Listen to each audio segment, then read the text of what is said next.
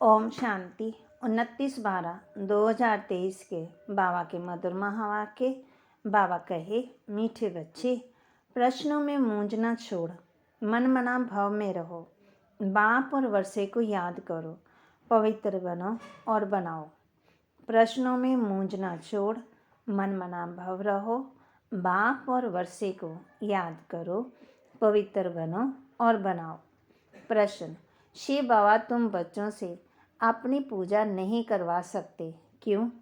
शिव बाबा, तुम बच्चों से अपनी पूजा नहीं करवा सकते, क्यों? उत्तर: बाबा कहते हैं, मैं तुम बच्चों का मोस्ट ओबीडिएंट सर्वेंट हूँ। तुम बच्चे मेरे मालिक हो। मैं तो तुम बच्चों को नमस्ते करता हूँ।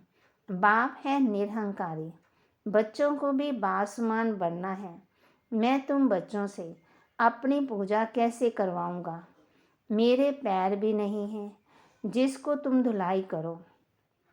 तुम्हें तो खुदाई खिदमतगार बन विश्व की सेवा करनी है। गीत: निर्बल से लड़ाई बलवान की। ये कहानी है दिए और तूफान की। ओम शांति। निराकार शिव भगवानोवाच। शिव बाबा निराकार है और आत्माएं जो शिव बाबा कहती हैं वह भी असल में निराकार है। निराकारी दुनिया में रहने वाले हैं। यहाँ पाठ बजाने के लिए साकार बने हैं। अब हम सबको तो पैर हैं, श्री कृष्ण को भी पैर हैं। पैर पूछते हैं ना। शिव बाबा कहते हैं, मैं तो ओबीडिएंट हूँ। मेरे पैर है ही नहीं जो तुमसे पैर धुलवाऊँ या पूजा करवाऊँ। सन्यासी पैर धुलाते हैं ना। गृहस्थी लोग जाकर उनके पैर धोते हैं। पैर तो मनुष्यों के हैं। शिव बाबा को तो पैर नहीं है जो तुमको पैर की पूजा करनी पड़े। ये है पूजा की सामग्री। बाप कहते हैं, मैं तो ज्ञान का सागर हूँ। मैं अपने बच्चों से पैर कैसे धुलवाऊँ? बाप तो कहते हैं, वंदे मातरम। माताओं को फिर क्या कहना है? हाँ, खड़े होकर के कहेंगे, शिव बाबा नमस्ते। जैसे सलाम वालेकुम कहते हैं, सो भी बाप को पहले नमस्ते करना पड़ता है। कहते हैं, आई एम मोस्ट ओबीडिएंट, बेहद का सर्वेंट हूँ। निराकार और निरहंकारी कितना है, पूजा की तो बात नहीं है। मोस्ट बिलीव चिल्ड्रन, जो मलकियत के मालिक बनते हैं, उनसे कैसे पूजा कराएंगे? हाँ, छोटे बच्चे बाप के पाँव पड़ते हैं क्योंकि बाप बड़ा है, परंतु वास्तव में तो बाप बच्चों का भी सर्वेंट है। जानते हैं कि बच्चों को माया बहुत तंग करती है, बहुत कड़ा पाठ है, बहुत अपार दुख अर्जुन आने वाले हैं। ये सारी बेहद की बात है, तब ही बेहद का बाप आते हैं। बाप कहते हैं, दाता मैं एक ही हूँ, किसी को भी दाता नहीं कह सकते। बाप से सब मांगते हैं। साधु लोग भी मुक्ति मांगते हैं। भारत के गृहस्थी लोग भगवान से जीवन मुक्ति मांगते हैं, तो दाता एक हो गया, गायब भी हुआ है। सबका सदगति दाता एक है। साधु लोग जब खुद ही साधना करते हैं तो औरों को फिर गति सदगति कैसे दे सकते हैं?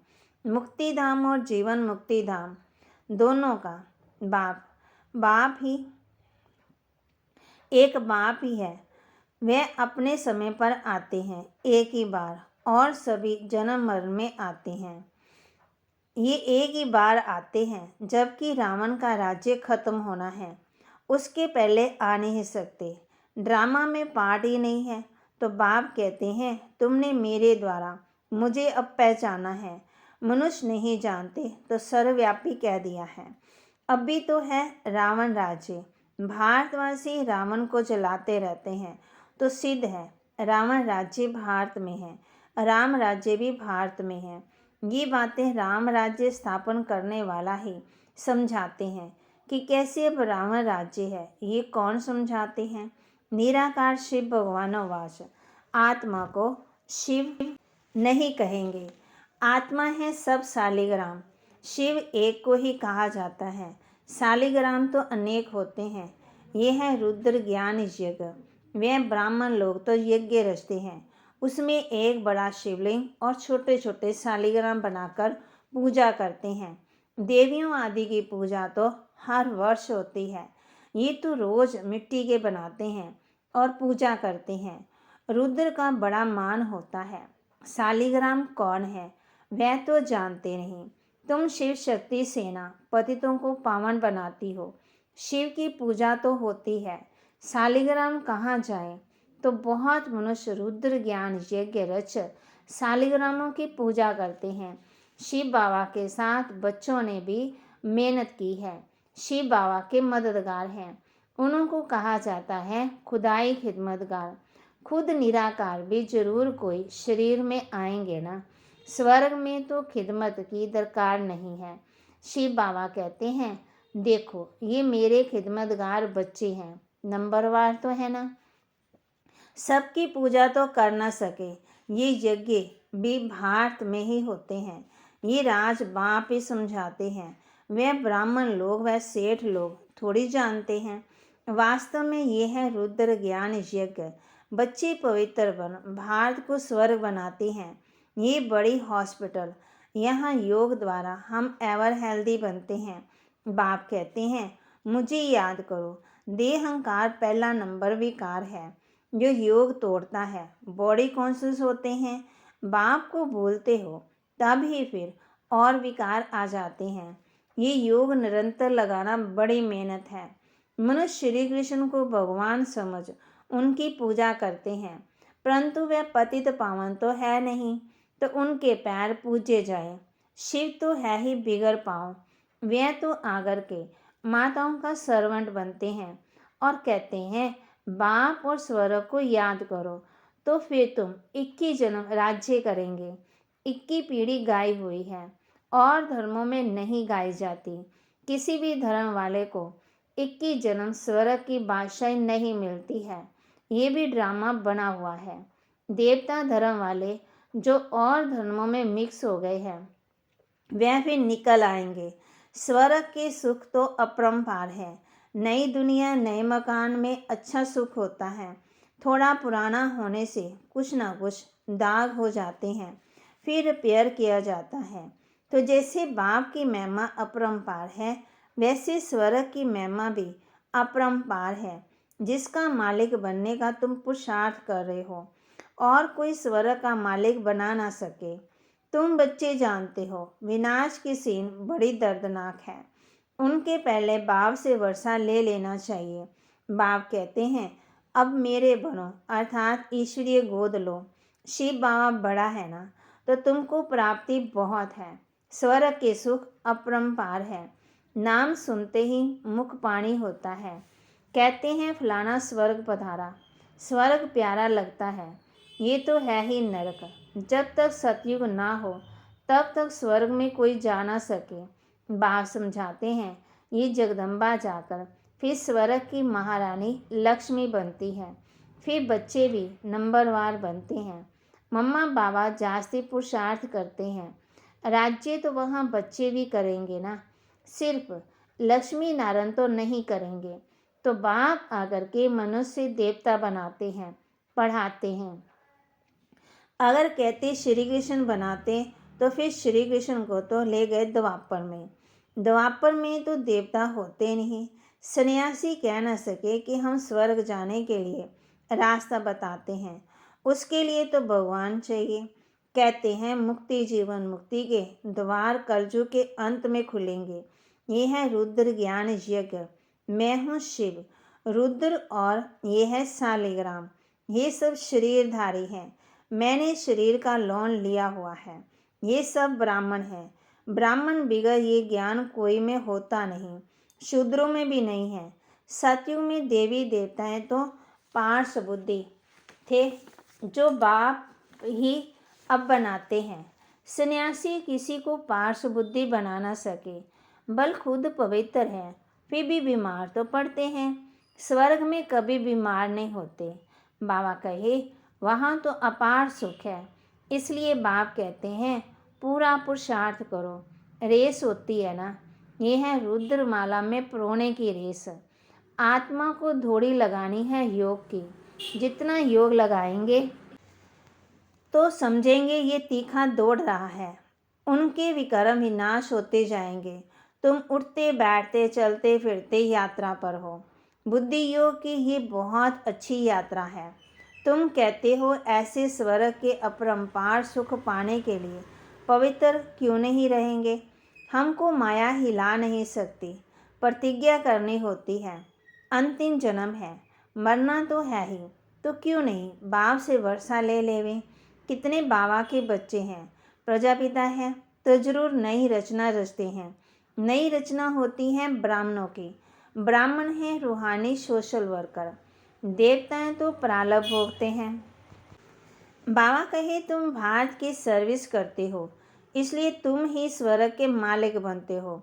भारत की सर्विस करने में सबकी सर्विस हो जाती है। तो ये है रुद्र ज्ञान यज्ञ। रुद्र शिव को कहा जाता है, ना कि श्री कृष्ण को। श्री कृष्ण तो सज्जू का प्रिंस है, वहाँ ये यज्ञ आदि होगे नहीं। अभी है रावण राज्य, ये खलास होना है, फिर कभी रावण बनाएंगे ही नहीं। बाप भी आकर इन जंजीरों से छुड़वाते हैं। इस ब्रह्मा को भी जंजीरों से छुड़ाया ना। शास्त्र पढ़ते पढ़ते क्या हालत हुई है। तो बाप कहते हैं अब मुझे याद करो। बाप को याद करने की हिम्मत नहीं है, पवित्र रहते नहीं हैं, फालतू प्रश्न पूछते रहते हैं। तो बाप कहते हैं मन मना भव। अगर किसी बात में मूझते हो तो उसको छोड़ दो, मन मना भव। ऐसे नहीं कि प्रश्न का रिस्पॉन्स नहीं मिला तो पढ़ना ही छोड़ दो। कहते हैं भगवान हैं तो रिस्पॉन्स क्यों नहीं देते। बाप कहते हैं तुम्हारा काम है बाप और वर्षे से चक्कर को भी याद करना पड़े। वह भी त्रिमूर्ति और चक्कर दिखाते हैं, लिखते हैं, सत्य में विजेते, परंतु अर्थ नहीं समझते। तुम समझा सकते हो। शिव बाबा को याद किया तो सूक्ष्म वतनवासी ब्रह्मा विष्णु शंकर भी याद आएंगे और सुदर्शन चक्र को याद करने से विजंती हो जाएंगे। जनते माना माना माया पर जीत पहनेंगे। बाप कहते हैं जब विजय है तो बाप के साथ है तो विजय तो होनी ही है। उन पर बड़ी रिस्पॉन्सिबिलिटी है। कितनी समझ की बात है। यहाँ कायदे हंसों के साथ बुगले भी बैठ ना सके। बीके जो स्वर्ग की परी बनाती है उन पर बड़ी रिस्पॉन्सिबिलिटी है।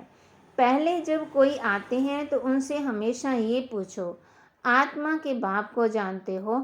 प्रश्न जो पूछते हैं तो जरूर जानते होंगे। सन्यासी आदि ऐसे कभी नहीं पूछेंगे, वह तो जानते ही नहीं।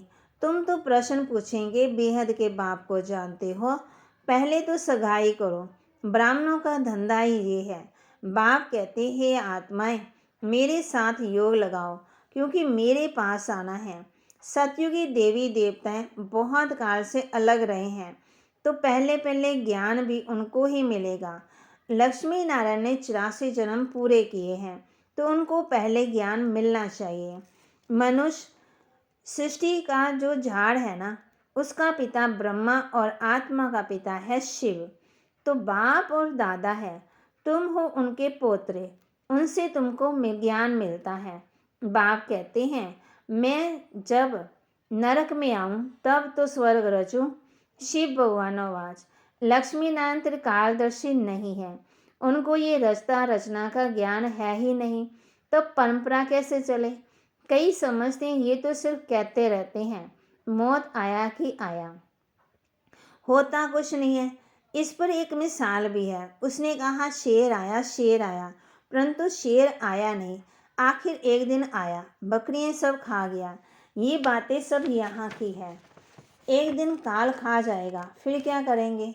भगवान का कितना भारी यज्ञ है। परमात्मा की सिवाय तो इतना बड़ा यज्ञ कोई रच न सके। ब्रह्मावंशी ब्राह्मण कहलाकर पवित्र ना बना तो ये मरा। शिव बाबा से प्रतिज्ञा करनी होती है। मीठा बाबा, स्वर्ग का मालिक बनाने वाला बाबा, मैं तो आपका हूँ, अंत तक आपका होकर ही रहूँगा। ऐसे बाप को अथवा साजन को फारगति दी तो महाराजा महारानी बन नहीं सकेंगे। अच्छा, मीठे मीठे सिके लदे बच्चों प्रति माता पिता बाप दादा का याद प्यार और गुड मॉर्निंग।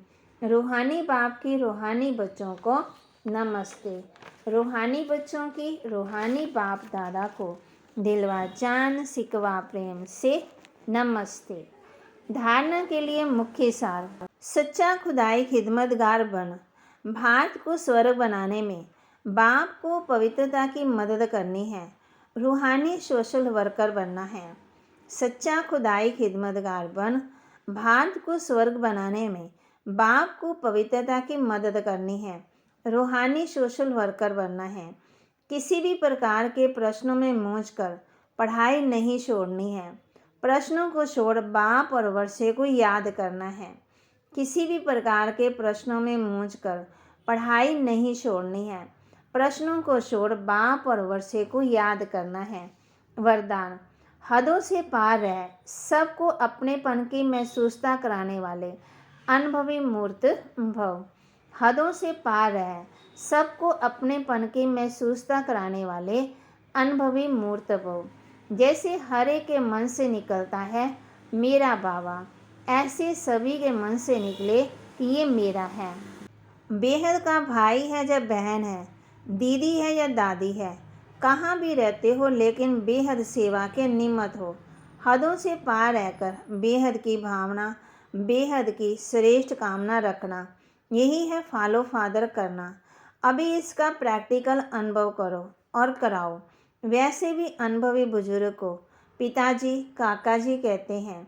ऐसे बेहद के अनुभवी अर्थात सबको अपनापन महसूस हो। स्लोगन। उपराम स्थिति द्वारा उड़ती कला में उड़ते रहो तो कर्म रूपी डाली के बंधन में फंसेंगे नहीं। उपराम स्थिति द्वारा उड़ती कला में उड़ते रहो तो कर्म रूपी डाली के बंधन में फंसेंगे नहीं।